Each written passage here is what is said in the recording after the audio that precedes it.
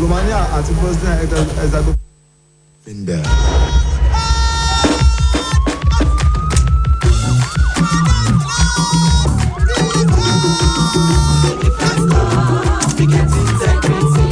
The need for security education and consciousness in our nation cannot be overemphasized. The Defender. Your security is our top priority. Please join us as we give answers to your questions, solutions to your problems. We are the Nigerian Security and Civil Defense Corps. We serve with humility and integrity in service delivery. As we educate you on security matters, security consciousness, security tips and guide, you can also give useful information and access information on any security-related issues. The Defender with Homegirl.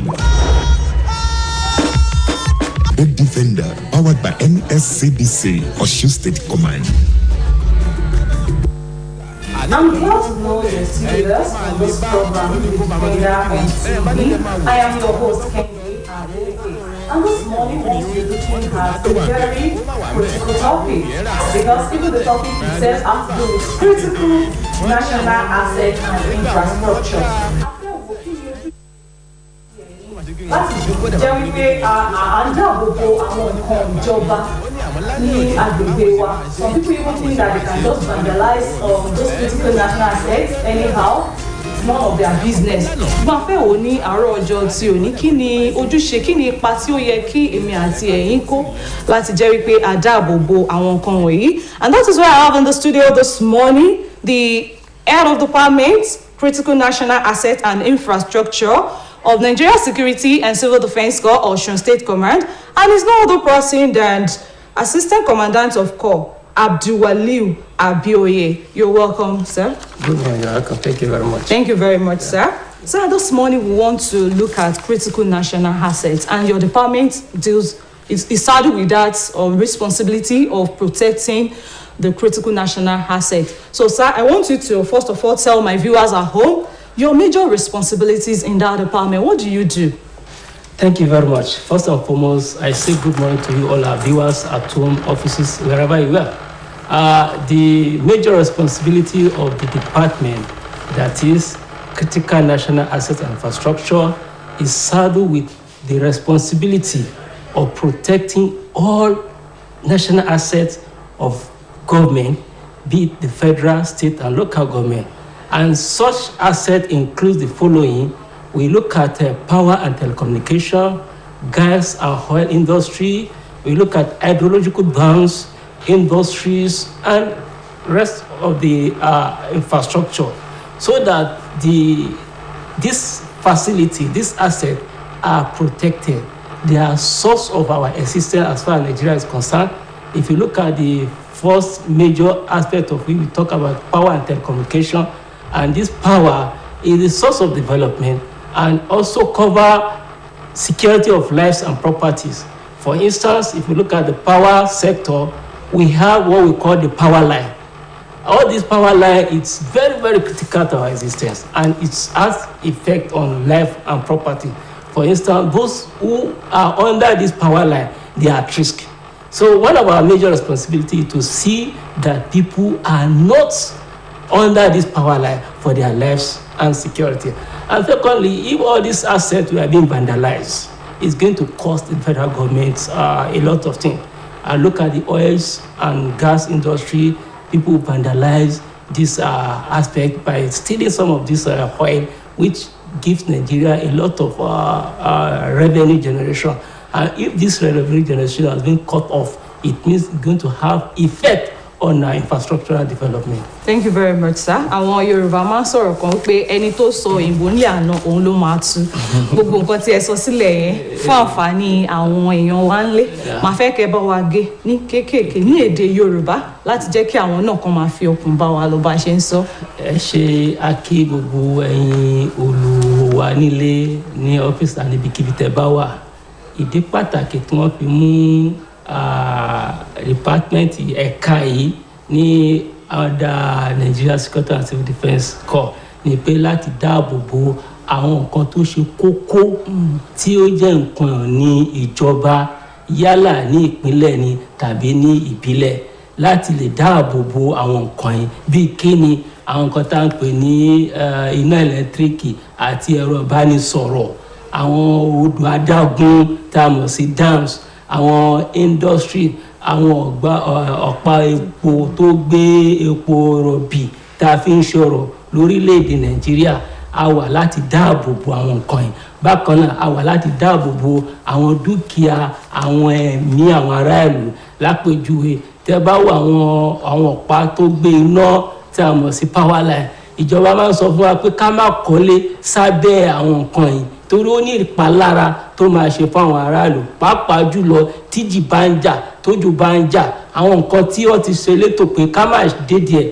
Lápèjúwe nísìn ẹni tó ń dáko lábẹ́ àwọn power, wọ́n pè kíní kan ní electric shock, tí ìjì bá ń jà ó ṣeé ṣe kó fa jàǹbá, pàápàá jùlọ tára bá san. Ìjọba dẹ̀ gbé wa kalẹ̀ láti máa ṣe àlàyé, láti máa ṣe ìdánilẹ́kọ̀ọ́ fún àwọn aráàlú pé àwọn abẹ́ kíní yìí kọ́ máa kọ́lé síbẹ̀ tàbí kọ́ máa dáko síbẹ̀ gẹ́gẹ́ bí ìjọba ṣe gbé wa kalẹ̀. Thank you very much, sir. So I would like to ask, sir, how do you carry out these things you have just highlighted? How do you do it? Àwọn kan tó ń dúró ní abẹ́ power line, báwo ni ẹ ṣe ń ṣe láti jẹ́ pé wọ́n mọ̀ pé nǹkan tí wọ́n ṣe, that what they're actually doing is very wrong? There is what we call monitoring aspect of our responsibility. Very often we used to go out to look at these areas, particularly the power sector, the power line, including all these network marks for the providers of all these telecommunication companies. So we go there by enlightening people, explaining to them the effect of this thing, because of the fact that life is very expensive and people need to take care of their life. So we do monitoring by educating people, by enlightening them that this aspect of our responsibility is very critical to our life. What about this? You talk about service provider as well. I want you to shed more light on the issue of service provider. This service provider, this is what we call GSM, that is Global System for Mobile Communication. They have their network marks erected at every nook and cranny of the community for hydroelectric power generation. For instance, the Shiroro dams, the Kanji dams, where we generate our electric power. So our men are there at these dams for protection of this critical assets.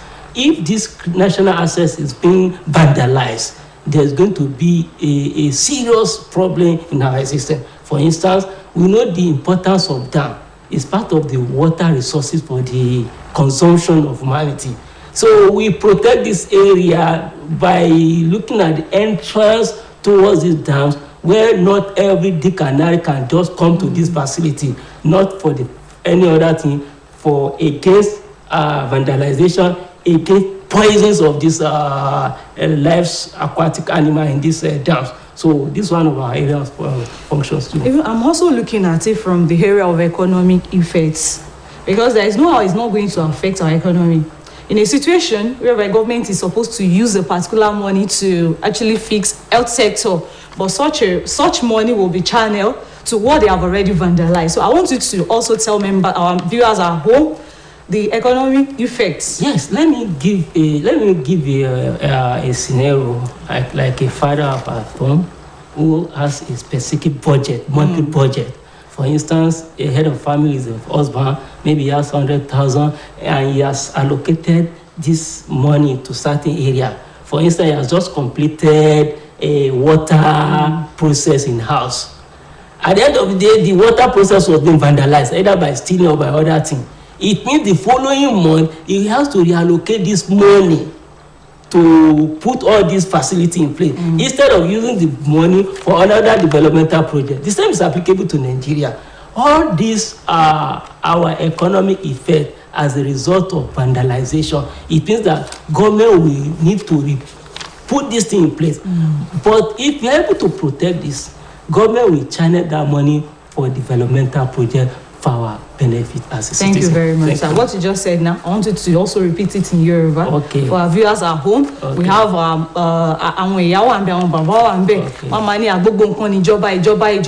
people don't know that when we talk about governance, it has to do with you and I. Government is not about the people wearing uniform alone. it has to do with you and I. So they will be complaining, education sector kò sí àga kò sí nǹkan kan o, gbogbo àwọn nǹkan tí wọ́n ń bàjẹ́ yẹn kí ni àwọn nǹkan tí ó lè tó lè affect nígbà tí wọ́n bá ń ṣe irú nǹkan báyìí. Tí ọba tí àwọn aráàlú tó yẹ pé gbogbo nǹkan tá a jọ ni ó yẹ ká jọ dáwọ́ bò táwọn kan dọ̀rọ̀ sí tó ń bẹnu wa tó ń bá nǹkan ìjọba jẹ́ gbogbo wa náà lójọ máa pa lára.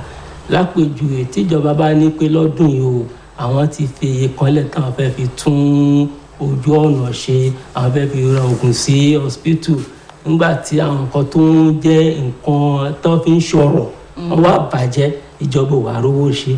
Ó ti di ọ̀ranyàn fún ìjọba láti ṣe sùúrù, á dẹ̀ máa pa wá lára. Lápèjúwe ní ìsọmọ tó fẹ́ lọ léèwé tí wọ́n ní kò sága léèwé tó ṣe gbá kò ṣàwó, kì í ṣe pé kò wù ìjọba láti gbówó kalẹ̀, ìjọba ti gbówó kalẹ̀, àmọ́ àwa fúnra wa tá a bàjẹ́ tí ò jẹ́ kó ṣeé ṣe, àwa náà la máa pa lára. So gbogbo wa ní ìjọba dẹ̀bẹ̀ láti ìdílé oníkálukú wa, tó oníkálukú bá ti tún lè ṣe gẹ́gẹ́ bí ìjọba, àwa náà dá ní ìlú. Thank you very much, sir. On a final note, sir, I want you to advise our viewers at home concerning the vandalization of critical national assets. Ẹ bá mi gba àwọn èèyàn wa nílé, ẹ bá mi gbà wọ́n ní ìmọ̀ràn lórí bí wọ́n ṣe ń ṣe. Ìmọ̀ràn mi ni pé ojúṣe gbogbo wa ni ká dáàbò bo dúkìá àwọn aráàlú, ká dáàbò bo dúkìá ara wa, ojúṣe gbogbo wa ni. Ìjọba nìkan ò lè ṣe, àgbájọ la fi ń ṣọ̀yà, gbogbo alájọ máa ṣe. Tí a bá rẹ́ni tó ń ba nǹkan ìjọba jẹ́, ká sọ̀rọ̀ síta. Tá a bá lè sọ̀rọ̀ síta, ká fún àwọn agbófinró ní ìró kínní, torí pé ojúṣe gbogbo wa ni. Ìmọ̀ràn mi ni pé ẹ jẹ́ ká jọ ṣe gbogbo ibikíbi tá a bá wà, nǹkan tó bá jẹ́ nǹkan aráàlú, kódà kó jẹ́ nǹkan community, lápèjúwe transformer community, àwa la ní. Bí transformer bá bàjẹ́, àwa lájọ máa dìyẹ. Ká rí pé a dáàbò bò, ká kọ́ ọgbà fún transformer yìí, pàápàá jùlọ ní ká máa dá owó kéékèèké fún security láti rí pé ká tún ṣe kínní. Ó dáa púpọ̀ ká jọ rí pé a ṣe àjọṣọpọ̀ pẹ̀lú àwọn tó ń ṣèjọba ní community wa ní àtàwọn fúnra wa, nǹkan tó yẹ ká ṣe fún ìjọba ká ṣe. Thank you very much, sir. And on that note, we'd like to wrap up the program this morning. You've heard it all from my Assistant Commandant of Corps, Abdulwaliu, is the HOD Critical National Asset and Infrastructure. Bá a ṣe ti ń sọ látàárọ̀, ojúṣe tèmi àti ẹ̀yin ni láti dáàbò bo gbogbo àwọn nǹkan tó jẹ́ nǹkan ìjọba tó wà ní agbègbè wa, transformer yín ni, gbogbo ojúṣe tèmi àti yín ni o. You shouldn't be left in the hands of security agencies alone. And when you see something, please say something. When you see if you see somebody that is actually strange in your environment, please challenge the person, ask questions. With the situation of things in this country, we need to speak out, we need to ask questions. Please don't leave it in the hands of security agencies alone. Until when next I shall come your way again, I remain Kehinde Adeleke. Thank you for joining us this week. We would like you to join us next week again. Thank you very much.